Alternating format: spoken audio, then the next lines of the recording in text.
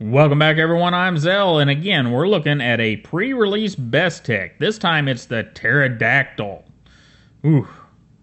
Alright, name aside, now I'm not sure where they come up with Pterodactyl, and I don't care because I like the knife. This is one of those knives that Staza 23 had, and they're getting kind of run through pretty quick because they are brand new knives. They haven't even been released yet. And just like with the slip joint, Bestech is trying to get a little feedback before they go fully live with these guys. Here's what I can tell you real quick about this one. If you are interested in a knife that is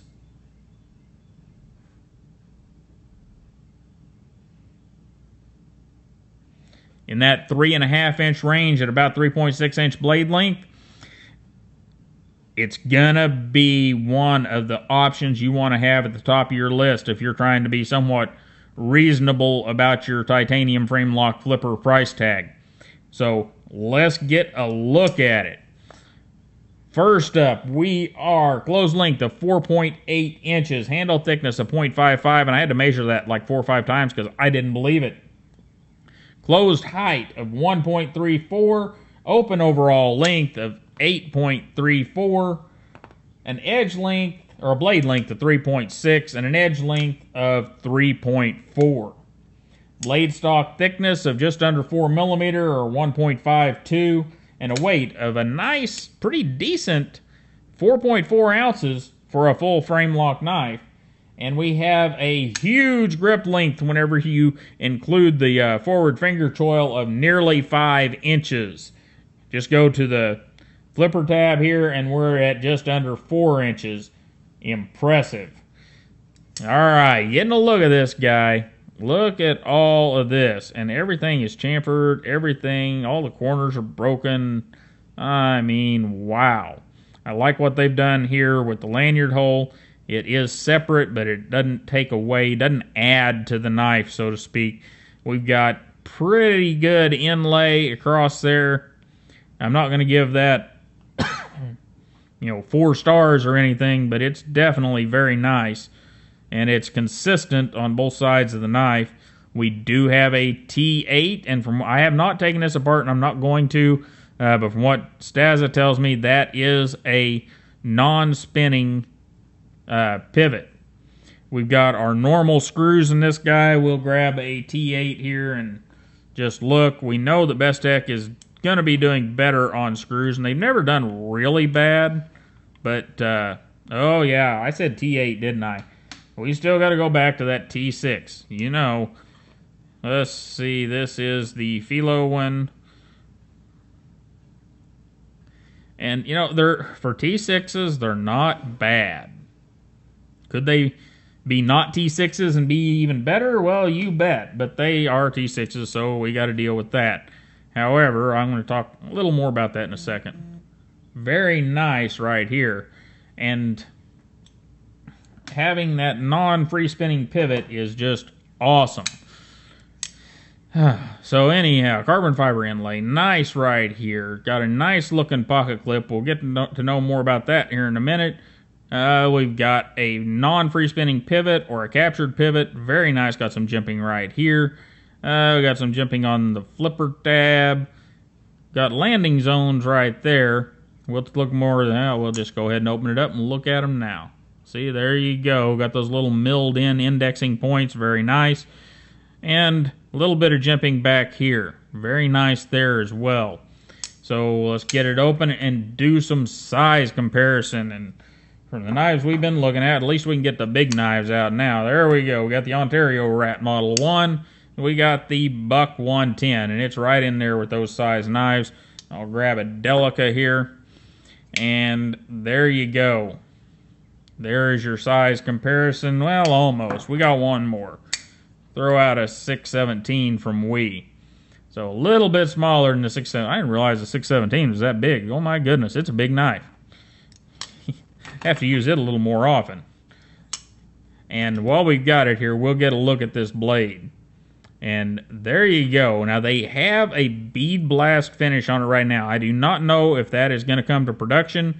I kind of hope not. I mean, it's S35VN, but I'd like to not see bead blast and see a stone wash or something else. But anyhow, we've got a really high flat grind, looks really, really good. And I need to grab the calipers because I forgot to measure it behind the edge, and everybody wants that. All right, here we go.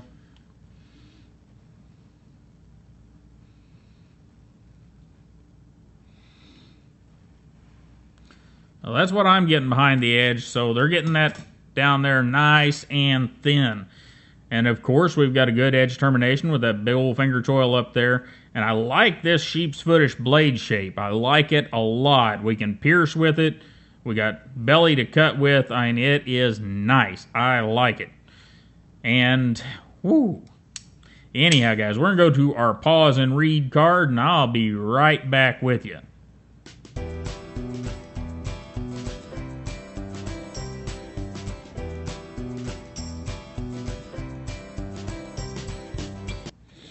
All right, mechanically, we've got all the normal stuff. We have a lock bar insert.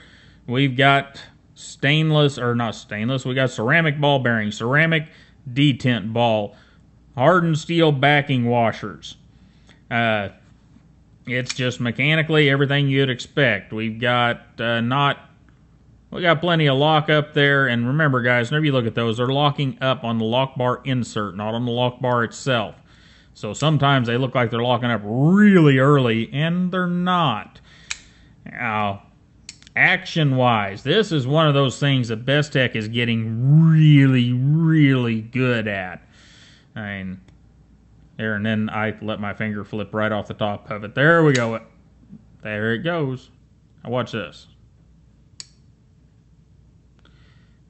Check that out. I mean,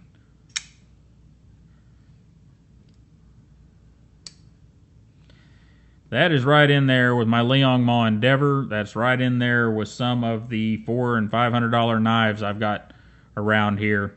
And this guy does not have a price yet, but I'm guessing $200 or right or thereabouts, a little under that. So pretty impressive. Now, flipping action. It is meant to be light switched, and pretty much if you break the detent, it's going out. Can you push button it? Well, of course you can, but there you go. Very good action. No blade play. Everything is just as it should be. Blade centers up perfectly. So there you go. Let's move on to ergonomics, because there's just not a lot of bad at all to talk about whenever we talk about the bill of materials or the action. And captured pivot. Yeah, captured pivot. That's the most important thing. Now, ergonomically, we've got plenty of handle there, and it's pretty darn good right there. Pocket clip's not giving me any problems. Roll right up here, and it's really good there too. Go for your pinch grips, choking up on it.